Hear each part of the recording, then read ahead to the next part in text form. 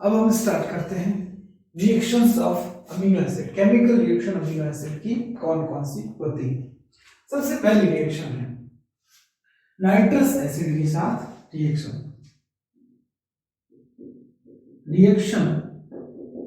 With nitrous acid. अपन को पता है ये जो नाइट्रस एसिड है जो रिएक्शन के दौरान ही बनता है NaNO2 और HCl से।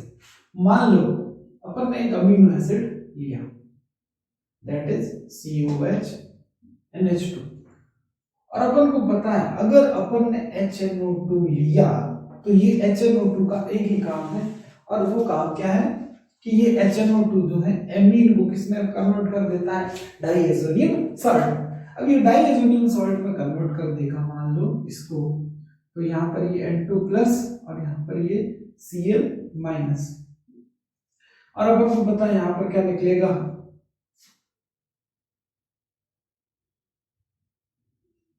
N2 प्लस, और अब आगे अब ये जो यहाँ पर क्या होगा,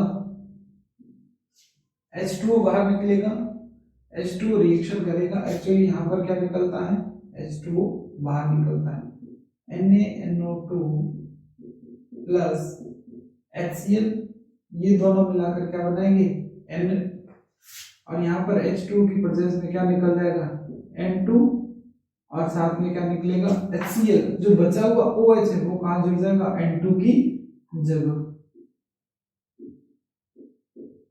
इस तरह से। तो यहाँ पर क्या हुआ, अपने को जो है जितने HNO2 लिए अपन ने, मान लो 1 मोल अपन ने क्या लिए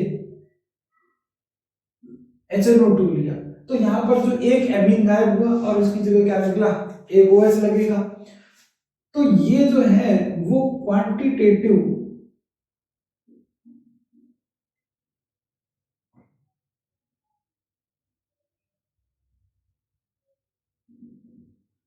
एस्टिमेशन ऑफ अमीनो एसिड, मतलब अगर मुझे अमीनो एसिड कितने हैं ये पता लगाना है तो मैं ये वाली रिएक्शन कराऊंगा। इस रिएक्शन का दूसरा नाम है वॉन स्लाइक रिएक्शन। कौन सी रिएक्शन है यहाँ पर, वॉन स्लाइक रिएक्शन। तो HNO2 के साथ में रिएक्शन करवाने का सिर्फ एक ही मकसद है, वो कौन सा मकसद है कि अपन को कितने NH2 ग्रुप है किसके अंदर, मान लो 2 मोल यूज होता तो इसका मतलब ये हुआ कि अमीनो एसिड के अंदर कितने अमीनो ग्रुप हैं, 2, 3 होता तो 3। तो quantitative estimation of amino acid किया जाता है किसका, अमीनो ग्रुप का। अमीनो ग्रुप का अपन क्वांटिटेटिव एस्टिमेशन करते हैं किसके अंदर, अमीनो ग्रुप का अमीनो एसिड के अंदर, यहाँ पर। ठीक है, तो सिंपल सी रिएक्शन है। दूसरी जो रिएक्शन की अगर अपन बात करते हैं तो कीलेट कॉम्प्लेक्स फॉर्मेशन। अरे भाई अपन को पता है इस जितने भी अमीनो एसिड है कम से कम अगर बात करते हैं तो हर अमीनो एसिड में अमीनो ग्रुप और एसिडिक ग्रुप होगा। एसिडिक ग्रुप अपना अगर हाइड्रोजन दे देता है तो कम से कम बाइडेंटेड लिगेंड तो सारी है, बाइडेंटेड कम से कम तो है ही है, कोई ट्राइडेंटेड होगा कोई पेंटाडेंटेड, तो ये जो है वो कीलेट कॉम्प्लेक्स बनाता है। बाइडेंटेड है तो कीलेट कॉम्प्लेक्स बनाएगा। मान लो अपने पास ये वाला एक अल्फा अमीनो एसिड है, ये अल्फा अमीनो एसिड है, इसकी रिएक्शन मैं कॉपर ऑक्साइड से करवाता। मान लो ये यहां पर CH3 है और इसके मैंने कितने लिए, 2 मोल। 2 मोल लेता हूं तो एक मैं इधर लगा सकता हूं HOOC CH NH2 और यहां पर मैंने लगा दिया CH3। अब क्या हुआ, यहां पर CO से अगर मैं बात करूं तो यहां पर H2O बाहर निकाल सकता हूं आराम से, और मेरे पास यहां पर एक कीलेट कंपाउंड बनेगा जहां पर कॉपर बीच में, ये इसका ऑक्सीजन, ये CO, ये CH और ये इसका NH2, ये कोऑर्डिनेशन बॉन्ड, मान लो ये सिस भी बन सकता है और ट्रांस भी बन सकता है।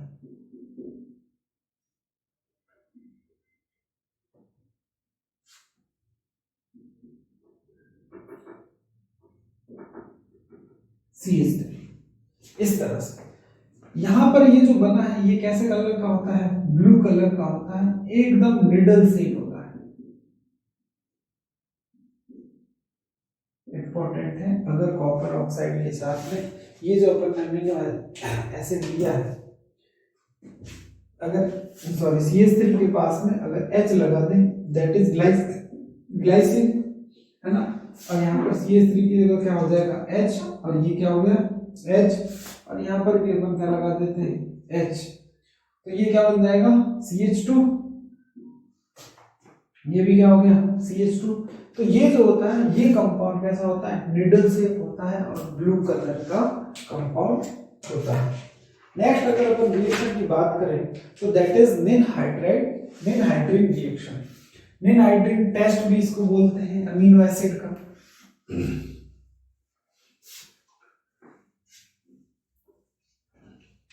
देखो निनहाइड्रिन रिएक्शन, थर्ड रिएक्शन है निनहाइड्रिन रिएक्शन। अगर अपन अमीनो एसिड की रिएक्शन निनहाइड्रिन से करवाएं, 2 मोल निनहाइड्रिन की जरूरत पड़ेगी।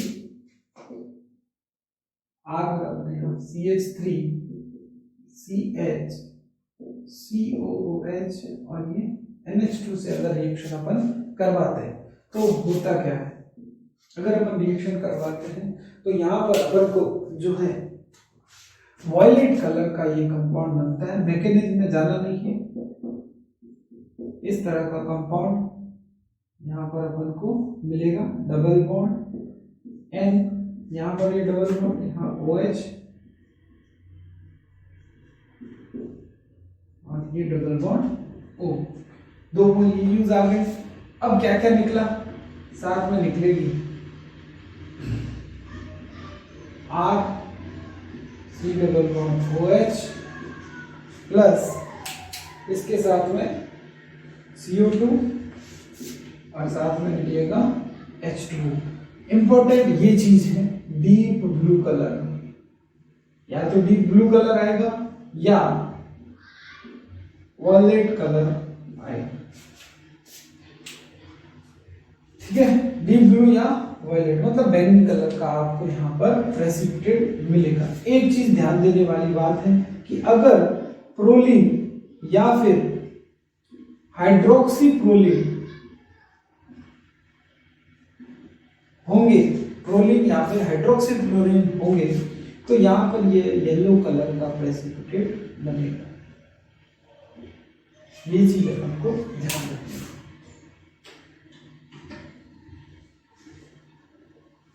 अमीनो एसिड के टेस्ट में कई बार ये प्रैक्टिकल्स के अंदर भी किया जाता है। चौथी जो रिएक्शन की अपन बात कर रहे हैं वो है प्रोटेक्शन ऑफ अमीनो एसिड। बहुत ही इंपॉर्टेंट है protection of amino acid.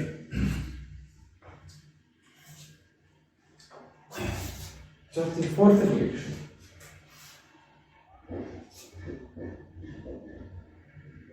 Protection of amino acid. अब कैसे प्रोटेक्शन करनी है? प्रोटेक्शन डी प्रोटेक्शन पहली बात तो होता क्या है, तो अपन एक जनरल अभी पढ़ लेते हैं, बाकी बहुत बड़ा टॉपिक है, पढ़ेंगे आगे जाके।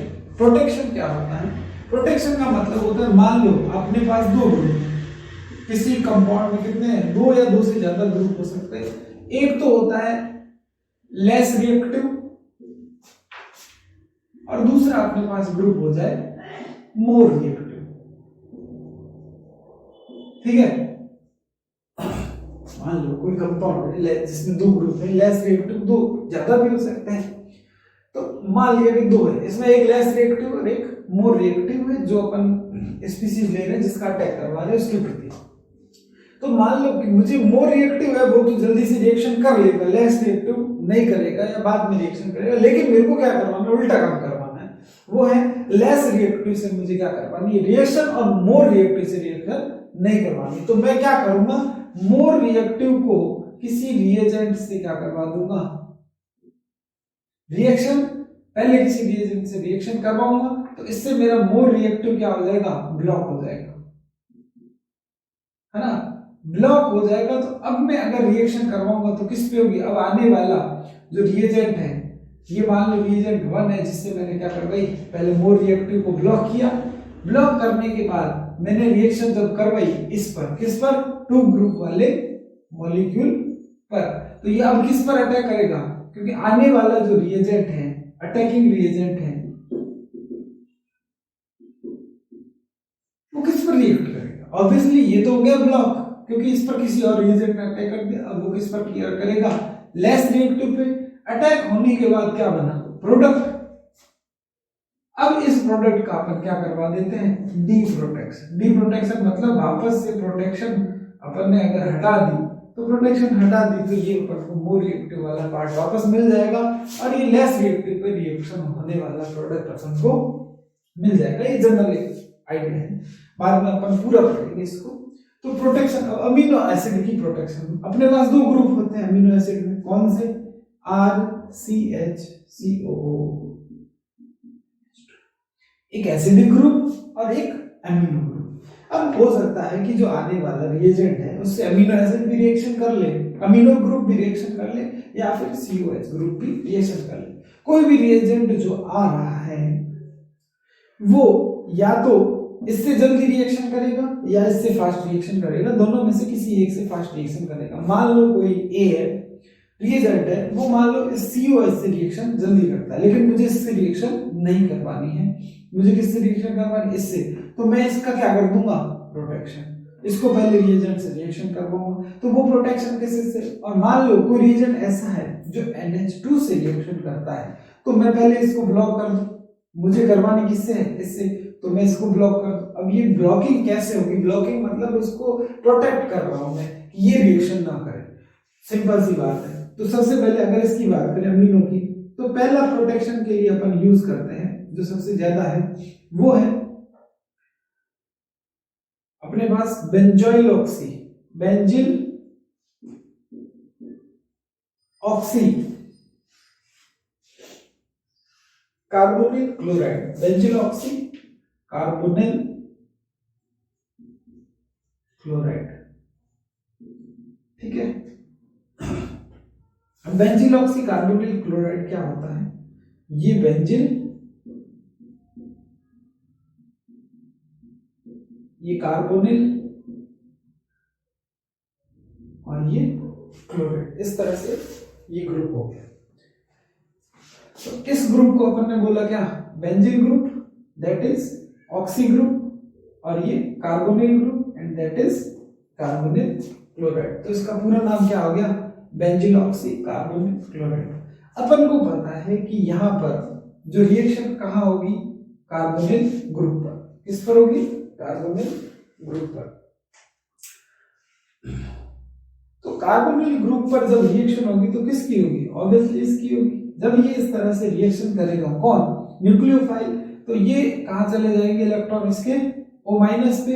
तो जब ये वापस आएंगे इलेक्ट्रॉन, तो ये क्लोराइड क्या हो जाएगा, बाहर निकल जाएगा, और अपने को क्या मिलेगा, RCH COOH। तो इधर मैं NH लगा दूं, COH इधर रहने दूं, और ये NH और ये C double bond O, Cl तो बाहर गया, O CH2,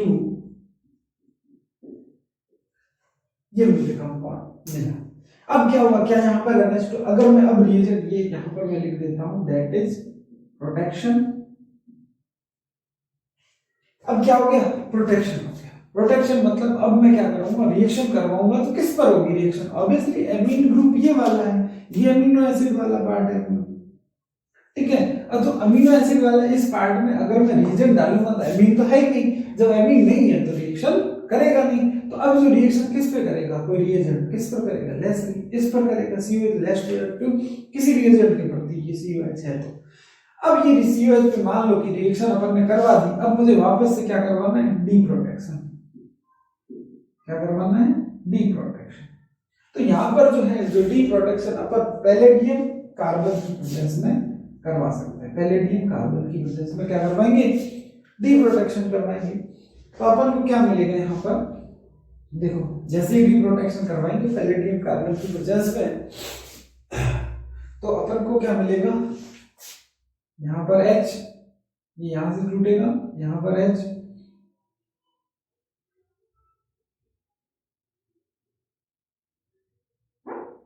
और एक H लग जाएगा यहाँ पर, इस तरह से। तो देखो अपने पास क्या प्रोडक्ट मिलते हैं, एक तो बना RCH NH2, ये मिल गया अपने को CO2 और साथ में CH3, ये अपने को प्रोडक्ट यहाँ पर मिलेगा इस तरह से। ठीक है, दो हाइड्रोजन यूज आ गए, दी प्रोडक्ट। अब ये अपना अमीनो वापस मिल गया। मान लो इस पर रिएक्शन हुई होती तो ये रिएक्शन हो जाती, लेकिन अमीन पर रिएक्शन नहीं होती, क्योंकि यहाँ पर ये क्या हो गया, ब्लॉक हो गया, ये पूरा ग्रुप जो है अमीनो ग्रुप है ब्लॉक हो गया। इसलिए अपन इसको क्या बोलते हैं, प्रोटेक्शन। अब प्रोटेक्शन को वापस भी तो हटाना पड़ेगा, क्योंकि अपन को डिजायर्ड प्रोडक्ट यहाँ पर रिएक्शन करवानी थी, वो मान लो करवा चुके, उसके बाद अपन को क्या करवाना, वापस प्रोडक्ट को डी प्रोटेक्शन। तो यहाँ पर डी प्रोटेक्शन के लिए पैलेडियम कार्बन चाहिए होता है, इस प्रकार से अपन को वापस से ये चीज मिल गई, डी प्रोटेक्शन। ये तो किससे हुआ, बेंजाइल ऑक्सी कार्बोनिल क्लोराइड से। एक और कंपाउंड होता है बीओसी। बीओसी क्या होता है, इसको मिटाते हैं।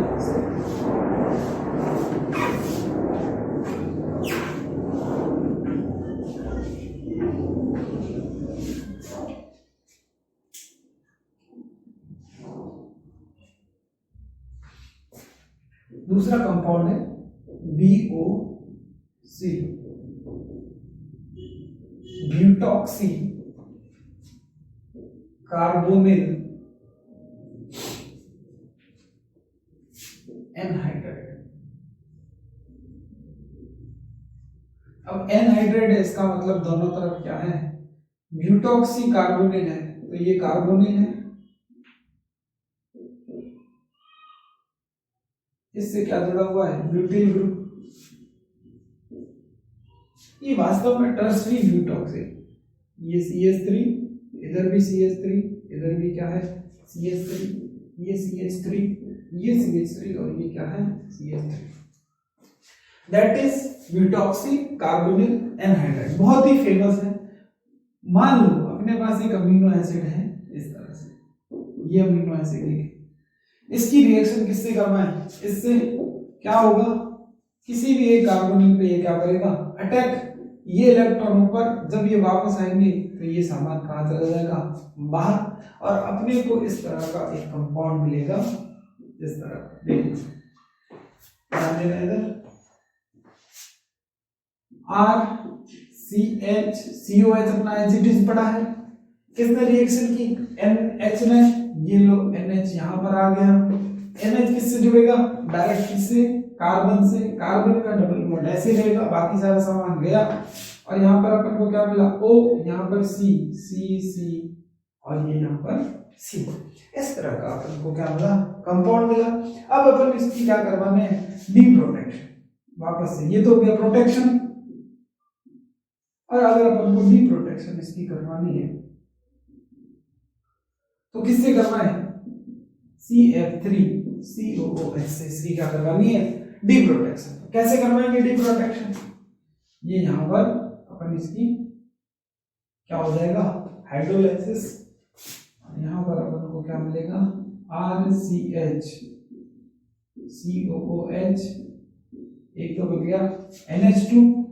अब क्या होगा, यहां पर CH2 और H है, ये इधर ये इधर, एक मिल गया अपन को CO2 और एक अपन को मिल गया एल्कीन, इस तरह से।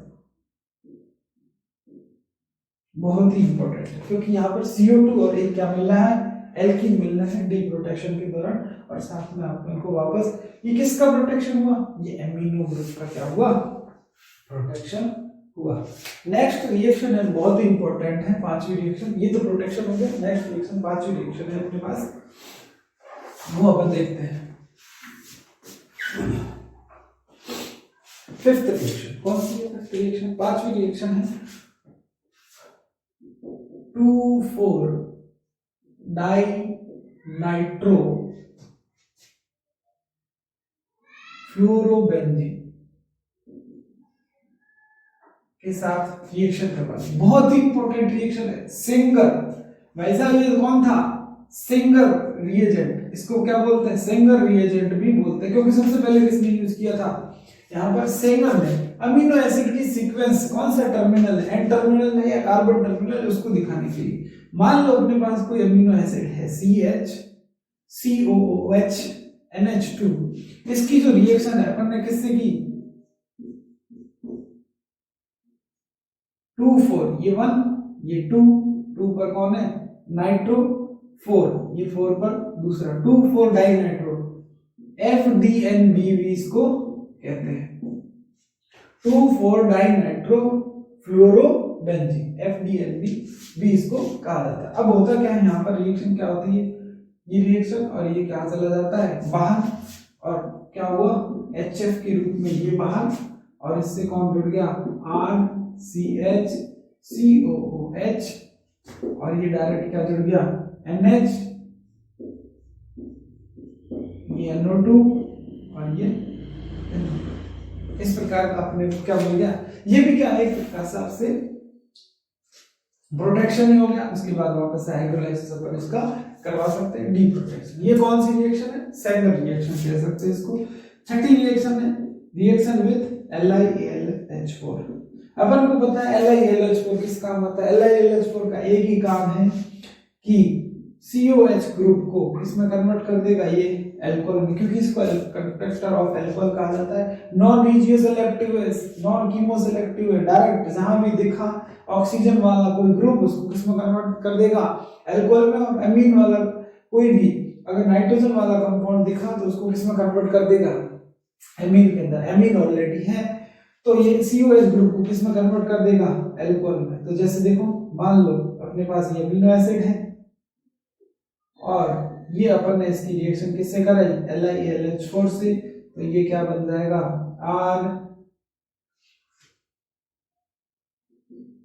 RNH2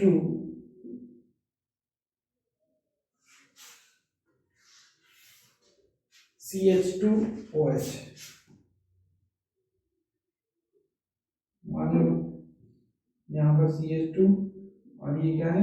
NH2, तो ये CH2OH।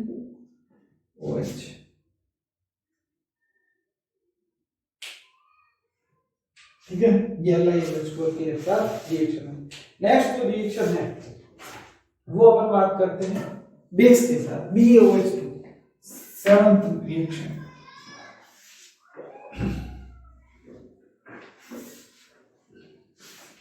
नेक्स्ट रिएक्शन जो है वो किसके साथ है?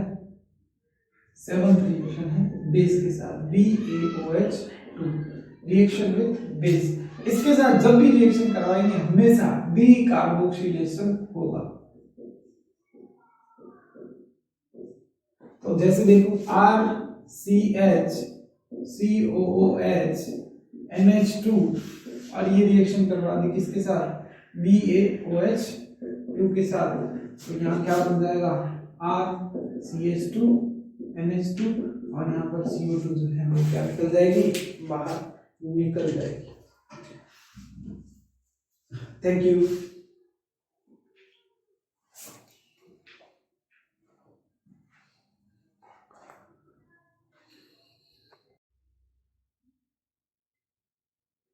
हेलो।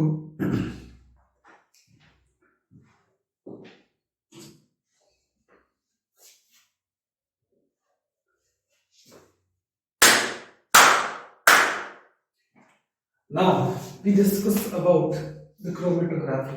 हम पहले पढ़ रहे थे अमीनो एसिड्स। अमीनो एसिड्स के अंदर अपन ने बेसिक, एसिडिक और न्यूट्रल पढ़े। अब अमीनो एसिड की जो रिएक्शन है वो पढ़ने से पहले क्रोमेटोग्राफी और आइसोइलेक्ट्रिक दो छोटे छोटे से टॉपिक है वो अपन को करने पड़ेंगे। तो सबसे पहला टॉपिक है, आइए शुरू करते हैं बिना किसी देरी के, क्रोमेटोग्राफी। सेपरेशन टेक्निक है अमीनो एसिड की, मतलब अपने पास मिक्सचर है अमीनो एसिड का, उसको अपन को क्या करना है, सेपरेट आउट करना है। सेपरेट आउट करने के लिए क्रोमेटोग्राफी टेक्निक यूज ली जाती है। ये जो क्रोमेटोग्राफी टेक्निक है ये जो है वो दो टाइप की होती है। एक तो होती है कॉलम क्रोमेटोग्राफी और दूसरी होती है थिन लेयर क्रोमेटोग्राफी।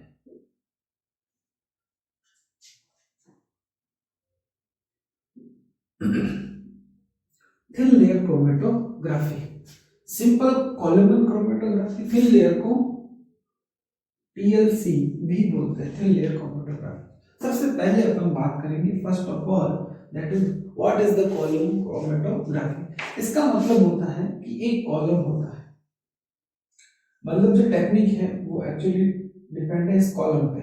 एक बड़ा सा कॉलम होता है और इसके नीचे इस तरह से लगा हुआ होता है। मान लो यहाँ पर अपन को कोई सेपरेशन के बाद जो मिलने वाले अमीनो एसिड है उनका सॉल्यूशन मिलेगा। अब इस कॉलम के अंदर क्या होता है, इस कॉलम के अंदर भरा होता है सिलिका या फिर एल्यूमिना, सिलिका या फिर एल्यूमिना भरा होता है।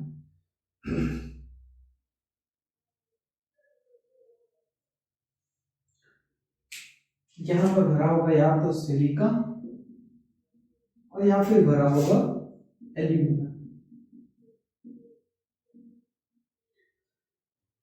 ऐसा करके एक साथ ही लिख देते हैं।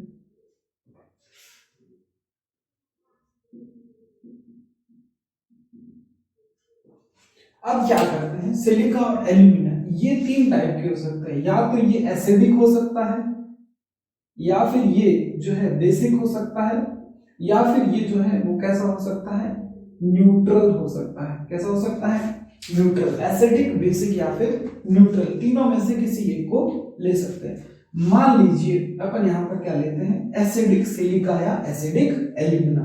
तो अपन यहाँ पर क्या डाल रहे हैं, अमीनो एसिड का मिक्सचर। इसमें क्या डाल रहे हैं, अमीनो एसिड का मिक्सचर। तो अमीनो एसिड का मिक्सचर डाला, मान लीजिए कि अपन ने लिया हुआ है एसिडिक सिलिका, तो क्या होगा, धीरे धीरे ये अमीनो एसिड इस कॉलम में से होकर कहां आएंगे, नीचे। लेकिन बात यह है कि सबसे पहले कौन आएगा, तो मान लो कि सिलिका जो है वो कैसा है, एसिडिक है, और इसमें कुछ अमीनो एसिड जो है ऑब्वियसली एसिडिक भी होंगे, कुछ बेसिक भी होंगे और कुछ कैसे होंगे, न्यूट्रल भी होंगे। तो जो बेसिक होगा वो क्या करेगा, इस एसिडिक पार्ट से क्या होगा, जुड़ जाएगा, क्योंकि उसका क्या हो जाएगा, न्यूट्रलाइजेशन। लेकिन अगर कोई अमीनो एसिड क्या हो गया, एसिडिक हुआ, तो ये भी सिलिका भी एसिडिक है और अमीनो एसिड भी क्या है, एसिडिक है, तो ये सबसे पहले क्या होगा, बाहर आएगा। तो इसका मतलब ये कह सकते हैं कि अगर अपन ने सिलिका या एल्यूमिना एसिडिक लिया तो सबसे पहले कौन सा आएगा, फास्टली एल्यूट कौन होगा, एसिडिक अमीनो एसिड। तो जो अमीनो एसिड एसिडिक होगा वो सबसे पहले आएगा, फिर उसके बाद कौन आएगा, न्यूट्रल, और सबसे लास्ट में कौन आएगा, सबसे लास्ट वो होगा बेसिक आएगा। क्यों, क्योंकि बेसिक अमीनो एसिड जो है वो इस एसिडिक सिलिका से या एसिडिक एल्यूमिना से रिएक्शन करेगा, एसिडिक रिएक्शन करेगा। तो अगर अब वही चीज मैं क्या करूं कि सिलिका या क्या ले लूं, एल्यूमिना कैसा ले लूं, बेसिक, तो अब सबसे लास्ट में कौन आएगा, अपन को पता है कि यहाँ पर अमीनो एसिड एसिडिक, बेसिक और न्यूट्रल का मिक्सचर हो सकता है। तो अपन को पता है कि अगर अपन ने एल्यूमिना और सिलिका जो है बेसिक लिया, कैसा लिया, बेसिक, तो क्या होगा, बेसिक लिया तो जो एसिडिक होगा वो इससे जुड़ जाएगा, तो सबसे लास्ट में कौन आएगा, एसिडिक, क्योंकि वो इससे जुड़ जाएगा और धीरे धीरे आएगा। और जब जो एसिडिक होगा, जो बेसिक होगा वो फास्ट निकलेगा, क्योंकि उसकी इसके साथ कोई रिएक्शन नहीं होगी, क्योंकि ये भी बेसिक है और अमीनो एसिड भी क्या है, बेसिक है, तो ये बेसिक जो है वो जल्दी निकल जाएगा। तो यहाँ पर सबसे फर्स्टली कौन निकलेगा, बेसिक अमीनो एसिड, उसके बाद न्यूट्रल, और सबसे लास्ट में कौन निकलेगा, एसिडिक। अगर मैं न्यूट्रल ले लेता हूं तो न्यूट्रल के अंदर अपन को पता है सबसे पहले कैसा निकलेगा, न्यूट्रल। उसके बाद अमीनो एसिड के हिसाब से वो एसिडिक है या बेसिक है, उसके हिसाब से न्यूट्रल अमीनो एसिड है, तो सबसे पहले कौन निकलेगा, न्यूट्रल। तो अपन उसको अलग कर सकते हैं आराम से न्यूट्रल से। फिर बात करते हैं कि कौन सा पहले निकलेगा, एसिडिक पहले निकलेगा या बेसिक। तो डिपेंड करता है उस वो कितना ज्यादा एसिडिक है और वो कितना ज्यादा बेसिक है। तो ये तो हो गई सिंपल कॉलम क्रोमेटोग्राफी की बात। लेकिन अगर मैं बात करूं थिन लेयर क्रोमेटोग्राफी की, तो थिन लेयर जो क्रोमेटोग्राफी होती है वो जो है जनरली अपन बात करते हैं जैसे पेपर क्रोमेटोग्राफी की। तो थिन लेयर क्रोमेटोग्राफी में अपन सेपरेट आउट तो नहीं कर सकते, लेकिन अपन ये बता सकते हैं कोई रिएक्शन हुई है, उसमें कोई प्रोडक्ट बने हैं एक्स वाई और जेड। कौन से प्रोडक्ट बने? एक्स वाई और जेड। मतलब टाइप ऑफ प्रोडक्ट अगर अपन को बताना है, मतलब सेपरेट आउट तो नहीं कर सकते, लेकिन टाइप ऑफ प्रोडक्ट अगर अपन को बताना है तो अपन एक्स वाई और जेड मान लो 3 ये प्रोडक्ट बने। इन प्रोडक्ट अपन को पता नहीं है रिएक्शन में कितने प्रोडक्ट बने हैं, तो वो जो प्रोडक्ट बताने अगर अपन को, तो उसकी नंबर ऑफ प्रोडक्ट बताने हैं तो अपन किसका यूज कर सकते हैं? Thin layer chromatography. देखो कैसे होती है सिंपल पेपर क्रोमेटोग्राफी में क्या होता है, मान लो ये कोई अपन ने बीकर लिया है, ठीक है। अब ये बीकर के अंदर अपन ने एक क्या डाल दी है? रॉड डाल दी है। ये रॉड डाल दी, इस रॉड में क्या लगा दिया है? पेपर। पहले बीकर अपन करते हैं, इसके नीचे के भाग में थोड़ा सा क्या भर देते हैं अपन? मिक्सचर। किसका मिक्सचर है यहाँ पर? यहाँ पर अपने का रिएक्शन मिक्सचर है। रिएक्शन मिक्सचर में क्या है? प्रोडक्ट है। कितने प्रोडक्ट है पता नहीं है, लेकिन मैं यहाँ पर लिख देता हूँ, मान लो कितने हैं? ए, बी और सी। और यहाँ पर अपन ने रॉड ली और यहाँ पर क्या लटका दिया? पेपर। और ये जो पेपर बना होता है ये सिलिका पेपर से बना होता है, एल्यूमिना से बना होता है। सिलिका और एल्यूमिना से बना होता है, जस्ट कॉलम क्रोमेटोग्राफी की तरह है। अब क्या होगा? इस पेपर में धीरे धीरे ये सॉल्यूशन मिक्सचर क्या होगा? ऊपर की ओर चढ़ेगा। तो जिसके साथ इस सिलिका का अटैचमेंट वैसे ही जैसे एसिडिक हो सकता है, मान लो यहां पर मैंने एक एसिडिक हो सकता है, ये बेसिक हो सकता है, और ये कैसा हो सकता है? न्यूट्रल हो सकता है, ठीक है। मान लो मैंने यहाँ पर क्या लिया, कौन सा सिलिका इस पेपर पर लगाया हुआ है? एसिडिक सिलिका इस पेपर पर लगाया हुआ है। तो जो अमीनो एसिड एसिडिक होंगे वो जल्दी जल्दी ऊपर चढ़ेंगे पेपर के ऊपर, है ना। जैसे तो क्या होगा, ऐसे अपन को अलग अलग, मान लो मैंने यहाँ पर 3 का ही बोला है, मान लो एक स्पॉट यहाँ मिला, एक स्पॉट यहाँ तक गया, एक स्पॉट यहाँ तक गया, और तीसरा स्पॉट जो है वो थोड़ी दूरी तक गया। तो आपको अलग अलग दूरी पर 3-4 स्पॉट मिलेंगे। तो मान लीजिए कि ये x है और ये y है और ये क्या है? z है। तो मैंने क्या बोला है कि अपन ने क्या लिया है? एसिडिक सिलिका या फिर एल्यूमिना। तो ये जो ज्यादा ऊपर गया है वो कौन जाएगा? ऑब्वियसली जिसका इस सिलिका पेपर के साथ अटैचमेंट कब है? किसका है? एसिडिक का। तो ये सबसे ऊपर कौन होगा? एसिडिक। और सबसे नीचे कौन होगा? बेसिक। और बीच में कौन होगा? न्यूट्रल। तो सिंपल इससे अपन अलग तो नहीं कर सकते क्योंकि ये तीनों एक ही पेपर पर है, पूरा खराब हो जाता है सॉल्यूशन। तो अपन ये बता सकते हैं कि वास्तव में कलर के हिसाब से ये कितने प्रोडक्ट अपन को यहाँ पर मिल रहे हैं। यहाँ पर मान लो 3 प्रोडक्ट, अगर 4 होते तो चारों का अलग अलग रेशियो होगा।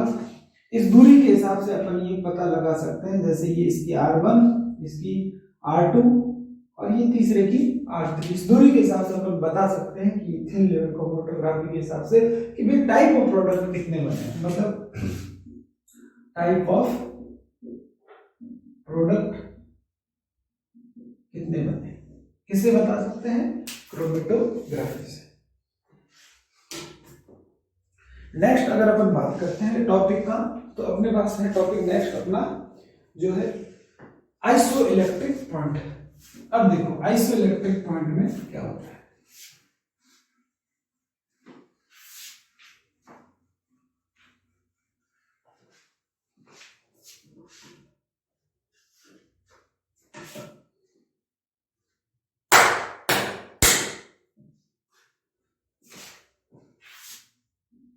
आइसो इलेक्ट्रिक पॉइंट अपन को पता है, पॉइंट का मतलब हो गया बिंदु, आइसो का मतलब होता है, अगर अपन इसको हिंदी में बात करें तो इसको बोलते हैं समविभव बिंदु। Iso electric point. मैं पहले ही आपको बता चुका हूं कि अपने पास जो है वो अमीनो एसिड होता है इस टाइप से, ये CO माइनस और ये प्लस के रूप में होता है। अब आइसोइलेक्ट्रिक पॉइंट वो पॉइंट है जहां पर इस पर कोई चार्ज नहीं होता, किसी भी एनी अमीनो एसिड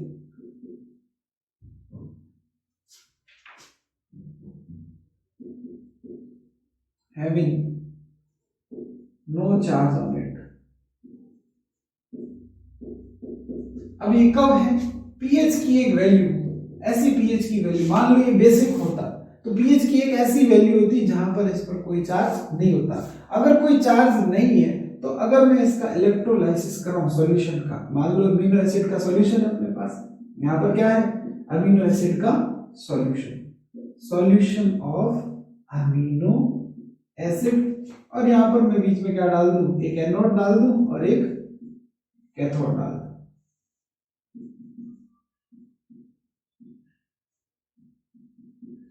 अब मैंने क्या करा है, इसका इलेक्ट्रोलाइसिस कर रहा हूं, तो जो अमीनो एसिड है वो कहीं भी माइग्रेट नहीं करता,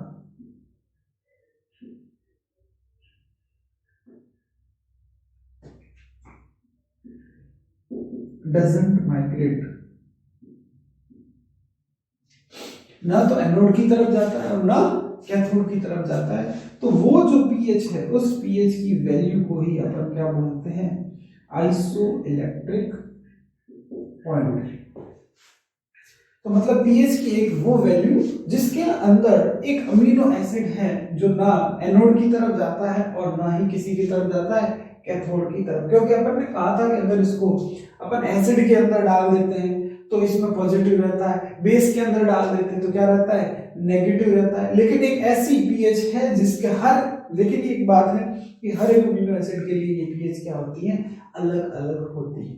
तो यहाँ पर मैं इलेक्ट्रोलाइसिस, तो यहाँ पर क्या आ गया इलेक्ट्रिक, तो आइसोइलेक्ट्रिक पॉइंट जहां पर किसी प्रकार का कोई भी वोल्टेज उत्पन्न नहीं होता है, ये कह सकता हूं कि जो है अमीनो एसिड माइग्रेट नहीं करते किसी भी एनोड या कैथोड की तरफ। तो ये क्या हो गया समविभव, मतलब वैल्यू तो इसकी है पीएच की है। अगर अपन मोटे तौर पर देखें तो जो है वैल्यू जो है लगभग 1.8 से लेकर 10.9, लगभग 11 मान लो, इसको 1.5 मान लो और इसको लगभग 11 मान लो। इस तरफ जो भी होंगे ये आइसोइलेक्ट्रिक पॉइंट है, पीएच स्केल नहीं है, ये मैंने जनरली बनाया है आइसोइलेक्ट्रिक पॉइंट।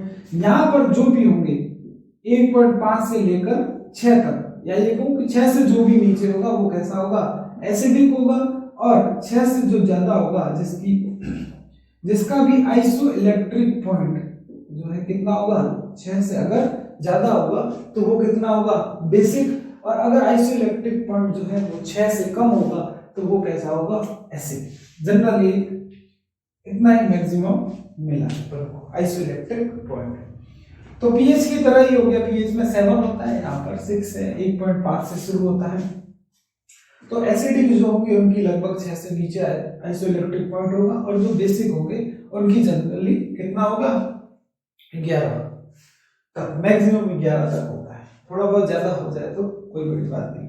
तो आइसोइलेक्ट्रिक पॉइंट की खास बात क्या है, खास बात यह है कि यहाँ पर जब अपने पास चार्ज नहीं है तो पूरा का पूरा अमीनो एसिड कैसा है न्यूट्रल है, और अगर न्यूट्रल है तो इसका मतलब ये हुआ कि ये नॉन पोलर हो गया, और अगर ये नॉन पोलर हो गया और अमीनो एसिड तो इसका मतलब है वाटर कैसा है पोलर है, तो इसके अंदर जो है सॉल्युबिलिटी किसकी अमीनो एसिड की सॉल्युबिलिटी जो है कम हो जाएगी, अमीनो एसिड की सॉल्युबिलिटी लो हो जाएगी।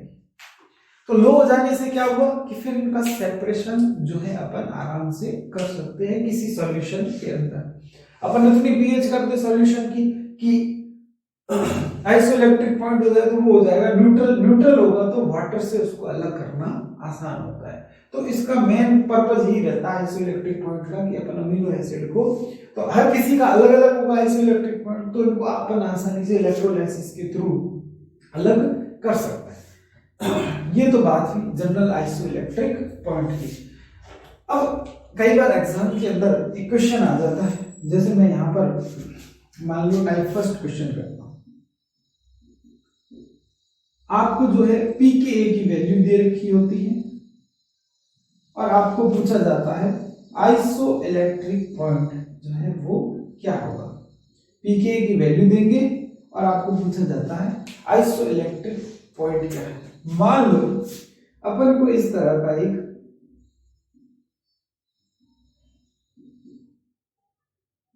अमीनो एसिड दिया और यहां पर इसकी pKa 1 और इसकी दे दी pKa 2, तो इसका वही साहब आइसोइलेक्ट्रिक पॉइंट निकालो। बिल्कुल सिंपल है, pKa1 प्लस pKa2 की वैल्यू और अपॉन कर दो 2, जो भी वैल्यू आएगी आइसोइलेक्ट्रिक पॉइंट। अब मैं इसी की अगर मैं बात करूं कि टाइप 2 की अगर अपन बात करें तो देखो टाइप 2 किस टाइप के क्वेश्चन आ सकते हैं। टाइप 2 में देखो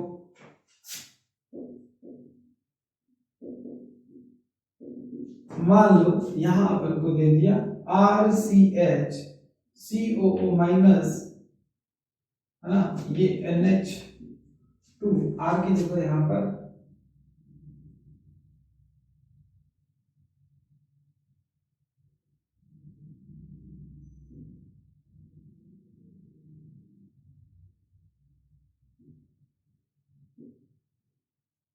NH3 प्लस CO माइनस। अब यहाँ पे अपन को क्या किया, उन्होंने एक वैल्यू दे दी, ये pKa1 की वैल्यू, ये pKa2 की वैल्यू और ये pKa3 की वैल्यू। अब भाई साहब कैसे निकालेंगे, और यहाँ पर आपको पूछ लिया आइसोइलेक्ट्रिक पॉइंट बताओ, कैसे निकालोगे। तो आपको सेम जो सेम ग्रुप का मतलब है कि जैसे यहाँ पर भी ये ग्रुप है अमोनियम ग्रुप और यहाँ पर भी ये अमोनियम ग्रुप है, अगर CO माइनस 2 ग्रुप है, सेम ग्रुप है, उन दोनों को ले लो। तो मैं यहाँ पर pKa2 प्लस pKa3 और अपॉन क्या कर दूं 2, तो यहाँ पर आइसोइलेक्ट्रिक पॉइंट आपको मिल जाएगा। इतना ध्यान रखना, और इस पॉइंट पर ये अमीनो एसिड कैसा होगा, न्यूट्रल। ठीक है, उसके बाद अपन पढ़ेंगे अमीनो एसिड्स की रिएक्शंस ऑफ अमीनो एसिड। थोड़ा सा जनरल ये बताना जरूरी था, आगे आइसोइलेक्ट्रिक पॉइंट पर एक दो क्वेश्चन करेंगे इसी से ही रिलेटेड। तो ध्यान रखना, अगर एक ही हो ग्रुप, जैसे एसिडिक ग्रुप और बेसिक ग्रुप दोनों ही एक हो, तो pKa1 प्लस pKa2 अपॉन 2। लेकिन अगर बहुत सारे ग्रुप हो तो जो सेम ग्रुप हो कोई भी दो, उनको जोड़ा और बटा 2 किया और आपको आइसोइलेक्ट्रिक पॉइंट मिल जाएगा।